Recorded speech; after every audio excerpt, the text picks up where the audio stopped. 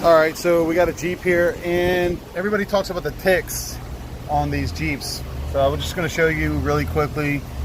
Pulled the valve cover off of it, and you can see it's moving. The lifter's collapsed. Also, you can notice right here the camshaft is wiped. It's cut down in between. You can see the sharp edges on both sides, and then there's one other telltale right on the back where the sensor goes. Just go ahead and go like this. If you got metal, most likely it's from the camshaft.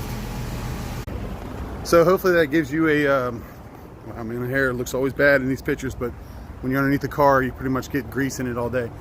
Hopefully that will give you a little hint of that tick noise in the Penstar 3.6s. It's not a cheap fix because on this one the camshaft alone is $430, but try to give you tips. Hit like and subscribe, and thank you for watching the videos.